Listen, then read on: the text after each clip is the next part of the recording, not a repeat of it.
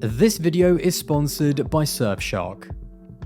Right now, Red Bull are the team to beat in Formula 1. They have the best driver, the best car, the best team principal, the best accounting team. Oh no, wait, actually that's not true actually. Anyway, the point is, the story of any sport is always who is going to be the next one to dethrone the current champions. When Schumacher was dominating with Ferrari, the story was, will it be Kimi with McLaren or Alonso with Renault? When Lewis was dominating with Mercedes, the story was, will it be Seb or Leclerc with Ferrari or Verstappen with Red Bull? In 2023, Max and Red Bull will go into the season as the undeniable favourites, but the intrigue that will keep us coming back is who is the most likely to topple the Max-Red Bull combination. Is it Ferrari or is it Mercedes? As is tradition now for my channel, I always like to get the opinion of fans on these kinds of topics, and so over on my Twitter I asked, who is more likely to challenge or beat Red Bull in 2023 between Ferrari and Mercedes? Over 12,000 people voted, with Mercedes absolutely crushing Ferrari, almost as much as Red Bull has actually crushed Ferrari in 2022. Mercedes received 82.7% of the votes, with Ferrari receiving just 17.3%. The fact that F1 fans generally have more trust in Mercedes to be the stronger challenger to Red Bull doesn't really surprise me, but what did surprise me was the sheer gap in votes. I think that's more symptomatic of people not necessarily thinking that Mercedes will maximize and be stronger, but that it's more likely that Ferrari will probably underdeliver with whatever package they produce. Now, that is a totally fair argument, especially because even if Ferrari didn't have a car that was capable of winning the championship, when looking at the season as a whole, there is no doubt that in the first half of the season they left a lot of results and a few wins on the table that could have put Max under more pressure. As far as what areas Ferrari need to improve on to beat Red Bull, straight off the bat, my first recommendation would be immediately to get Surfshark, who are the sponsor of today's video. Surfshark is a virtual private network that allows you to be fully protected on the internet by changing your internet IP and hiding your location.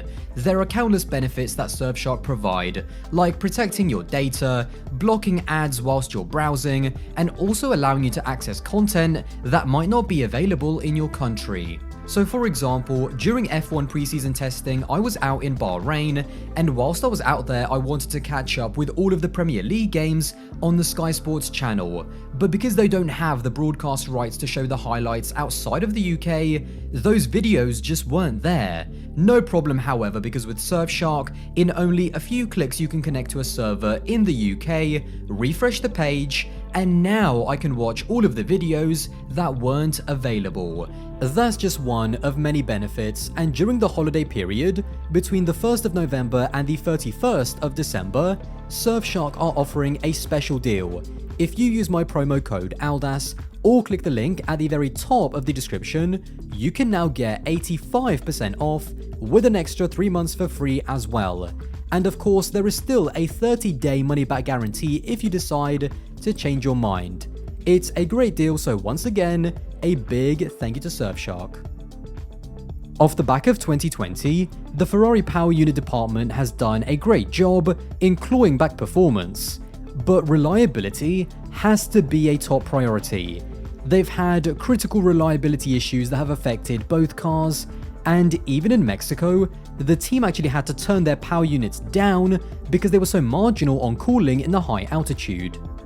Ferrari have also not been as successful at maintaining their performance. At the start of 2022, they were right there with Red Bull, and now in the races, even the Mercedes looks like a stronger car at times. Now, whether this has been down fully to the technical directives regarding the floor since Spa, or if Ferrari just haven't been able to bring successful upgrades onto the car, it's difficult to say. But there's no point in starting a season with a strong car if you then get outdeveloped as early as the summer break. As far as the car's driving dynamics, I think this is also where they need to do a lot of work. The car is definitely fast, but both drivers have found at times that, although there is quite a bit of performance at the limit, it's very difficult to keep it at that knife edge consistently throughout a race, and this is exactly what bit Leclerc in France. However, when it comes to their biggest problem of why they can't sustain their pace during a Grand Prix and fall away from Red Bull so quickly, tyre wear has been the problem. Even though Ferrari have had more than their fair share of pole positions, over the course of a race their car just isn't able to maintain the same tyre life as either the Red Bull or even the Mercedes. This not only boxes them into strategical corners, but they also don't have the pace throughout a stint to keep up with the Red Bull. Ferrari's strategy has also been the hot topic in 2022. On an operational level, this is where the difference in quality between Ferrari and Red Bull has been the most obvious. However, this is also the area that's actually the easiest to fix. Making a car faster is something that people spend years doing. Helping people make better decisions is just about experience and better judgment. The problem for Ferrari is that because the car performance was so close at the beginning of the season, they had to make a lot of pressurized, marginal strategical calls, and this is where the cracks start to show. In Hungary, they didn't gather enough data on the hard tyre to know that it wasn't a good race tyre.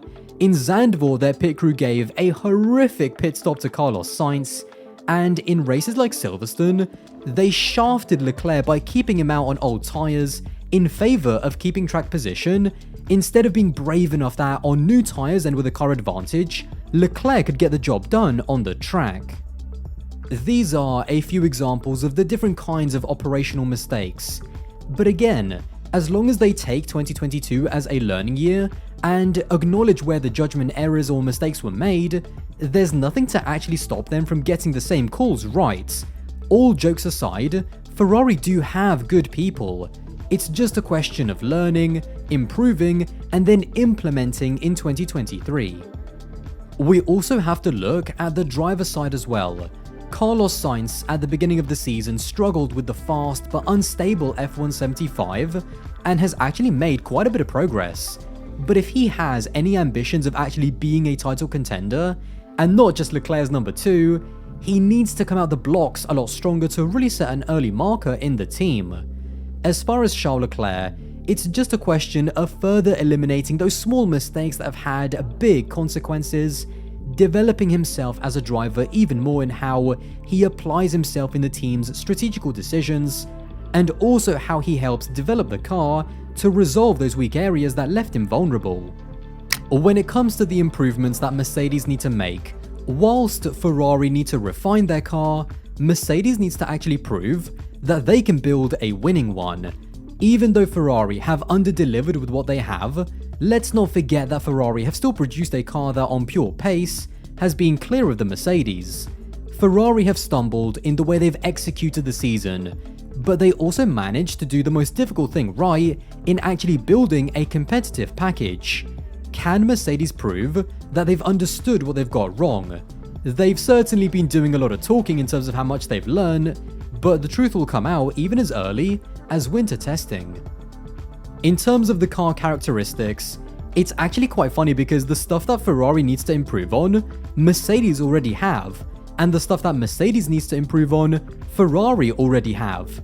Unlike Ferrari, Mercedes have had almost bulletproof reliability, with neither of their drivers suffering any race-ending problems. On top of that, the W13 has been very good at preserving its tyres throughout a stint. However, this has come at a cost of slow tyre warm-up, which has been one of their struggles in qualifying. The W14 in 2023 has to not just get quicker over one lap, but it also has to find more of a balance. If possible, Mercedes would want to retain that tyre preservation, but they need to improve the raw pace, especially in qualifying, and so they also need to engineer into their car a way for it to work the tyres harder so that it finds the right balance across both qualifying and then also the Grand Prix. The team recently has also come under scrutiny for perhaps being too reserved and not aggressive enough when it comes to strategy. Now, whilst I'm not saying that Mercedes are better than Red Bull, and of course there's always areas to improve on, last year showed that in a title fight, Mercedes are not incompetent, but they do need to refine their processes and perhaps show a bit more willingness to be more aggressive, especially if the driver calls for it. On the driver's side, despite maybe a few more incidents than he'd like, Lewis Hamilton is still a championship level driver, and there's not really too much to analyze. With George, even though I do think that he's had a very strong first season at Mercedes, he has developed a bit of a reputation for getting into needless collisions and also struggling perhaps in wheel-to-wheel combat. I think this has also been a symptom of the fact that George has flat out struggled with the Mercedes W13. All season long, he's never been comfortable with the brakes, which I think has been his biggest issue. With a better and more comfortable car, and another year at the team, I still expect him to be a championship caliber driver and challenge the likes of Lewis and Max. Those are the key areas that I think both Ferrari and Mercedes will need to improve on. However, especially when it comes to Mercedes building a better car and Ferrari refining their package, those things are much easier said than done. With the wind tunnel testing restrictions and the cost cap, it will be interesting to see if the teams that are close to fighting for the title can make that jump in just one off-season. But with Red Bull as an organisation from top to bottom still being the absolute gold standard on the grid in every department, it's also not out of the question that they might even extend their gap to the rest of the grid and become even more dominant. Well, there you have it, another video in the bag. Once again, a big thank you to Surfshark for sponsoring this video, and don't forget to use my code ALDAS or check out the link at the very top of the description to get Surfshark's holiday special deal between both November and also December. And once again, a big thank you to Surfshark. If you did enjoy this video, then don't forget to subscribe to the channel, that would be greatly appreciated, and I'll see you in the next one.